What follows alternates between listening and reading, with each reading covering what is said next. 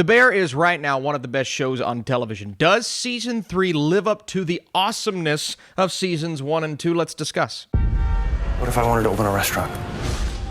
They're hard, and they're brutal, and they're specific, but I know how to do it. Let's start here, because I know this season has been a little more divisive than seasons past, and it does feel different. I liken it to a dish that you know and love and have eaten your entire life, but all of a sudden, there are some different ingredients thrown in. Maybe someone else is making it, and so there is a bit of a twist with the recipe, and that is what Season 3 of The Bear is and feels like. Now, why is that, and does it affect the quality of the overall show? Austin, is this your favorite season or your least favorite because of that? And my answer is possibly my least favorite.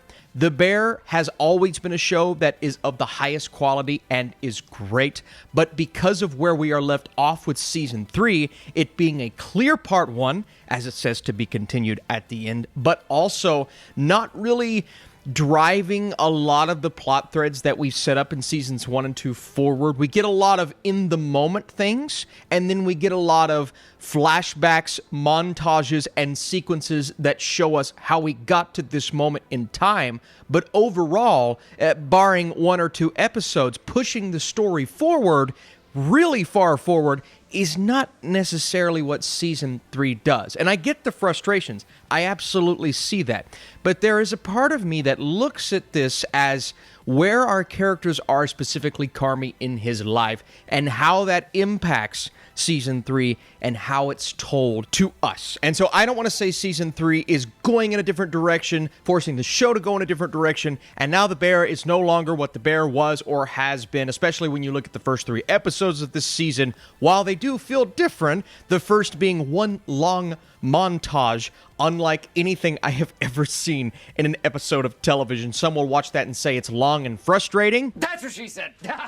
Others will watch it, see the artistry of it, how beautifully it was put together, and realize about halfway through the episode, oh my God, this is what the entirety of the episode is. Now, I've never seen anything like that. And while, yes, part of me is frustrated, I want to push the story forward, I want to pick up to where we are now, I'm okay with the fact that they chose to go in that direction in episode 1 because it's just so distinct and different, and it just brings everything together where we were at the end of Season 2. Again, not pushing it forward, but living in the present, connecting that with the past, and really getting into the mind of the characters that are struggling all throughout this season. It's a struggle. It's a stressful one from start to finish. And that non-linear storytelling is something that we have seen all throughout The Bear. So this is nothing new. One of the best episodes of the show ever is Fishes, where everyone's gathered around the dinner table yelling and screaming and shouting, and yes, a cameo-filled episode, but it's not just that. It's a phenomenally written slice of TV and something that I had never encountered prior to that, but that was a flashback episode. And so I believe the writers and directors saw that and saw the response to that and said, okay, we're going to take that concept and do way more of that in Season 3, because there are multiple episodes in this season where we're either living in a montage in the past or we're focusing on the backstory of a character like Tina in episode 6. And so that decision spawns some creativity in Season 3, but again, that's creativity that not everyone is going to be on board with, especially if you're wanting to push this story forward. Now, episode 3, titled Doors, it absolutely does that. While there is a strategic and almost repetitive approach to the way that the episode plays out, we're looking at a long period of time, what happens between those two doors of this restaurant, and kind of living in that stressful situation of our characters, dealing with the trauma and the anxiety, and Carmy especially, his rage and keeping everything emotionally bottled up, trying to be the best version of himself. Chicago's hottest new chef, Chicago's best new chef. The reviews across the board for him specifically have been phenomenal, but he feels as if he has to keep that while maintaining that mental stability, but it's really anything but that this season, and all of this spawning from what happened in that final episode of Season 2. And of course, how he feels about Claire. Jeremy Allen White, nothing has changed from an acting standpoint. Across the board, Ayo and Jeremy, the way that they just convey the emotions, but there's a lot of trauma and elements that they are containing throughout this season. Carmy is the example that I'm speaking of for the most part, but then everyone's dealing with their own thing. Now, this season feels like it's a little more sporadic and chaotic in terms of its storytelling, yes, but also where our characters are.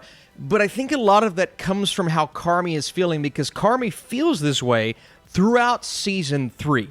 And that was a little disappointing because I wanted him to kind of handle this a bit more than we actually see in season 3, being a clear part 1 to season 4. But it does give Jeremy Allen White an opportunity to just give a phenomenal performance whenever he is on screen, which may not be as often as people will like, but when he is on screen, he's fantastic, and I just love the episodes that are revolving around Carmy, or we shift focus back to Carmy by the end, and the finale, I believe, does give us a lot of that, and again, I mean, I don't have to say this, he's worthy of another Emmy. Now, Ayo Edebiri, her performance is great, absolutely. She has a decision to make in this season, and she's in the process of making that decision. We get to see a lot of kind of linger with her throughout every episode, but she also gets to direct episode 4, which is Tina's episode, and there's a monologue between her and Mikey. Of course, it's a flashback episode that they're having, and it lasts for around 15 to 20 minutes, and I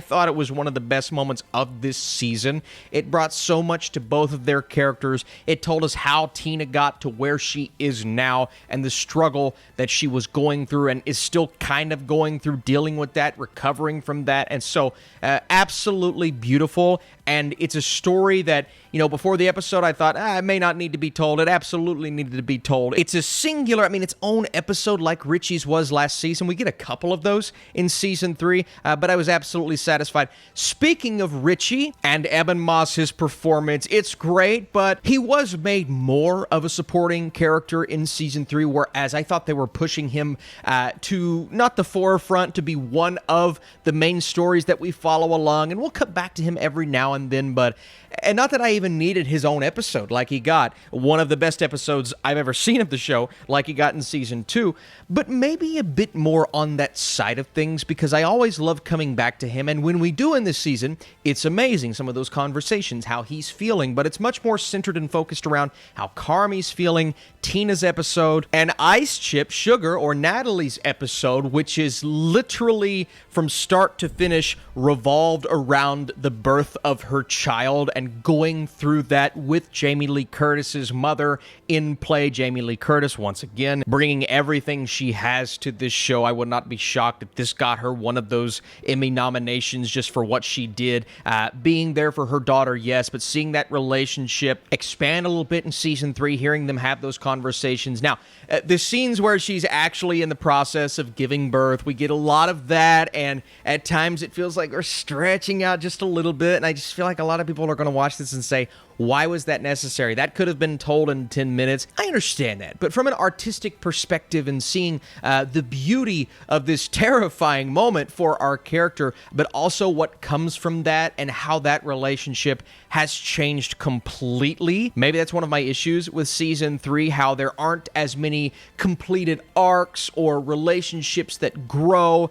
This one specifically does and is and feels satisfying. And while, I just went through the birth of my daughter last year with my wife. Okay, she went through it. I didn't go through it, but I was there for that. And so I didn't really need to see that again personally, but I can definitely respect how well that episode was made and how beautiful it is deep down. Also, season 3 looks different, and not the overall stylistic vibe of the show, because that remains intact, but there are less close-ups. It feels a little less sporadic from a filmmaking standpoint, from a visual standpoint, not necessarily from a story standpoint, because that feels more sporadic in this season because of all of the different types of storytelling and nonlinear storytelling. But we got a lot more wide shots. It feels like as the horizons of this restaurant and these characters are broadening, so is the look and feel to the show, the filmmaking, if you will. And so that was different. And the cinematography choices,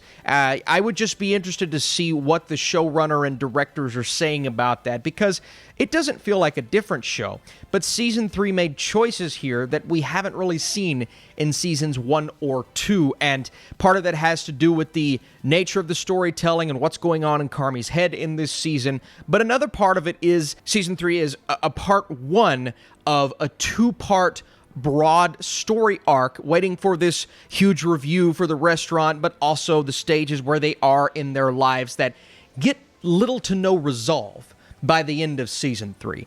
And that was a little frustrating for me. I feel like it's going to be a lot frustrating for other people. Now, in the age of where we're waiting 2 to 3 years for seasons, and we've gotten 3 seasons of The Bear in 3 years, I'm okay to wait a year for part 2. That's fine. But I did want this to feel a little more complete. And there were things in season 2 that, we left off at, and storylines that I just needed more exploration. And it felt like every episode I was waiting for those specific plot points to come up more, or to get some sort of resolve, or to emotionally sustain us, but we never really get any of that. And that is my one lone major frustration with season 3, is we didn't really take this whole story and move it as far forward as we needed to. Now, lots of depth, lots of montages. One episode is an entire montage, and a ton of these past moments, flashbacks, coming back into play. And so all of those things are beautiful. And some of these were stories that needed to be told. Some of these were stories that could have been told in maybe half an episode as opposed to an entire episode.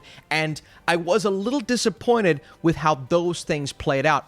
But I was still riveted. I was still in it. This is a show. It's like my pleasure watch. That sounds weird. It's the one that I watch, and, I don't feel as excited to do these reviews because I just like to sit down and focus on that and not have to worry about it. But I love talking about it. And so The Bear is the type of show that can make these decisions and take these risks, and sometimes they're not going to pay off, but we're still going to get a season 4, and hopefully we're going to get more normalcy, more linear storytelling in that season. So taking a season to take some of these risks is okay. I just hope they didn't see what worked in season 2 and pivoted to make that the entirety of season 3. I still want to see some of those stories being pushed forward, if that makes sense to you all. But all in all, I still really enjoyed this season. It's The Bear. It's an amazing show. One of my favorites ever at this point. But it's not a perfect season of television, not top tier like I've seen in the past, aka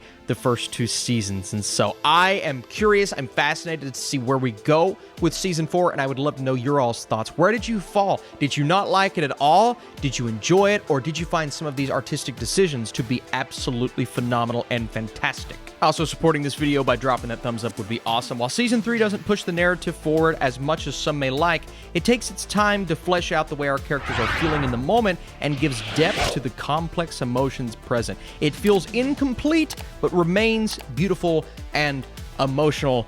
The Bear is still The Bear, and I love The Bear. I think it's fantastic, even with some of my criticisms and new nitpicks of season 3, specifically the second half of season 3, because the first 3 episodes I was as riveted as everyone else. But thank you guys so much for watching. Stay tuned. I'm talking Kinds of Kindness and Horizon tomorrow. Come back for that.